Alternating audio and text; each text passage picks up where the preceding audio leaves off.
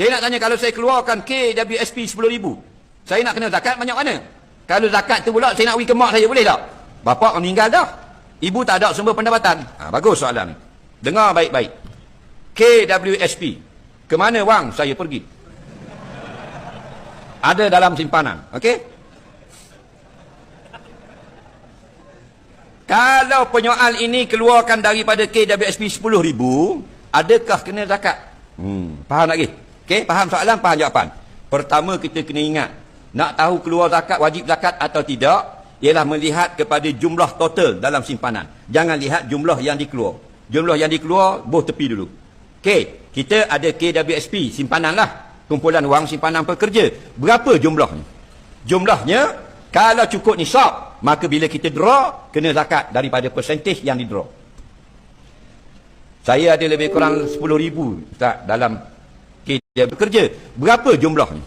Jumlahnya, kalau cukup nisab, maka bila kita draw, kena zakat daripada persentage yang di-draw. Saya ada lebih kurang 10,000 tak, dalam KWSP. Semua 10,000, ya. Simpanan itu lebih kurang 10,000. Pasal baru kerja 6 tahun. Contoh. Faham lagi?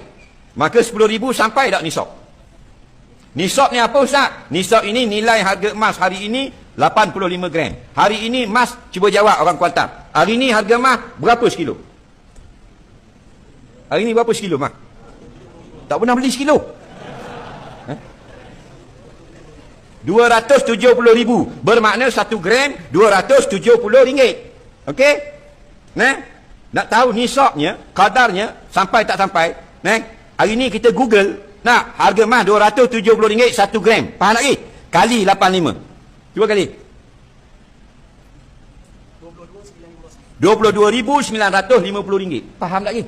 Jadi kalau dalam KWSP kita sampai 22,950, maka bila kita draw, keluarkan, kena zakat. Faham atau tidak? Kalau tak sampai nilai tersebut, bermakna tidak kena zakat. Ingat tak tu?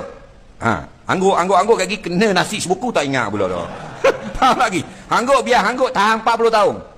Nanti 40 tahun lagi insya-Allah kalau panjang umur, orang tanya kita tak? Kita boleh jawab tak? Oh, aku teringat itu Hentian Putra masa aku umur 20, ni 40 dah. Aku ingat lagi. Kali dengan 85, harga 1 gram emas semasa. Biar ingat sampai mati. Baik. Katakanlah dia ada RM30,000. Okey? Sampai tak gini nisab? Sampai dah, sebab nisabnya 22,950. Faham? Maknanya simpanan dia sudah sampai nisab. Okey, banyak mana awak keluarkan? Keluarkan 10,000 saja. Maka zakat banyak mana? Zakat ialah 2.5% dari 10,000 saja. Bukan dari total. Faham atau tidak?